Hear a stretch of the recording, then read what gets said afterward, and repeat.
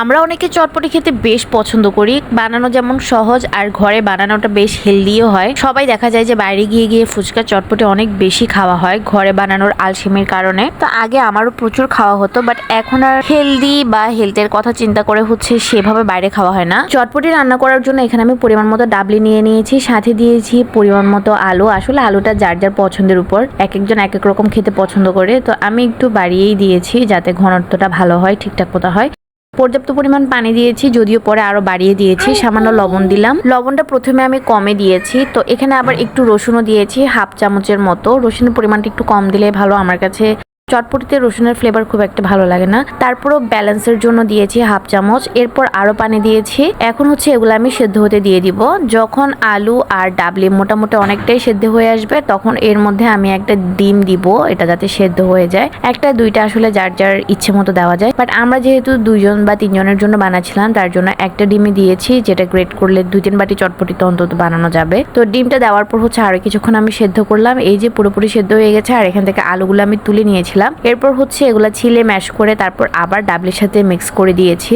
ডাবলিটা দেখা যাচ্ছে অনেকটাই ঘন হয়ে গেছে, তার জন্য এখানে আমি একটু গরম পানি দিয়েছি যাতে আরেকটু পাতলা হয়। ডাবলি আসলে একটু পাতলা করেই করতে হয় চটপটিটা, না হলে পরে ফুচকা বা মশলাপাতি মিক্স করার পর অনেকটা ঘন হয়ে যায়। আমি চটপটির মধ্যে আগে কোনো মশলাপাতি দিইনি, বাটিতে নেওয়ার পরে বাদবাকি সব মশলা এখানে দিয়ে দিব। তো এখানে পরিমাণ মতো আমি চটপটি নিয়ে নিয়েছি, পুরো 1 বাটি চটপটি নিয়েছি। আর এরকম 1 বাটি চটপটি দেখলে আমার জামাই তো একদম খুশিতে গদগদ হয়ে যায়, তার চটপটি অনেক বেশি পছন্দ, যদিও সেভাবে আমার বানানো হয় না। যাই হোক, চটপটি দেওয়ার পর এখানে আমি বাকি মশলাগুলো দিয়ে দিব। প্রথমে আমি এখানে দিয়ে দিচ্ছি ম্যাগি মশলা, সামান্য পরিমাণ দিচ্ছি, এখানে তো পুরো প্যাকেট দেওয়া যাবে না, টেস্ট অনুযায়ী দিচ্ছি। ম্যাগি মশলা দেওয়ার পর এখানে আমি দিয়ে দিব চাট মশলা। আমি এখানে চটপটির কোনো মশলা ব্যবহার করছি না, বাট চাট মশলাটা ব্যবহার করছি।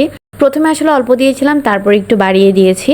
চাট মশলার টেস্টটা চটপটিতে অনেক বেশি ভালো লাগে। এরপর এখানে দিয়ে দিচ্ছি বিট লবণ। আমি ডাবলি সেদ্ধ করার সময় লবণের পরিমাণটা একটু কম রেখেছিলাম। এরপর দিয়ে দিচ্ছি কুচনো পেঁয়াজ।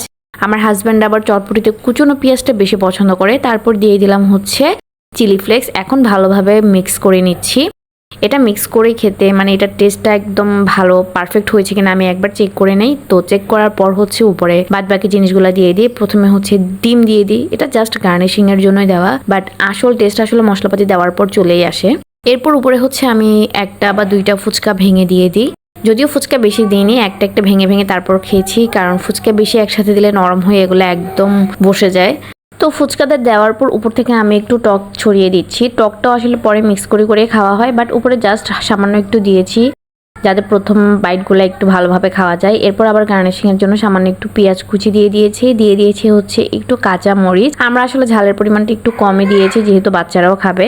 এমনিতে ঘরে সবাই ঝাল ঝাল রেসিপি খোঁজে, যেগুলো একটু ঝাল মিষ্টি না ওই ধরনের রেসিপিগুলো খুঁজে, ওগুলা খেতে তারা বেশি পছন্দ করে।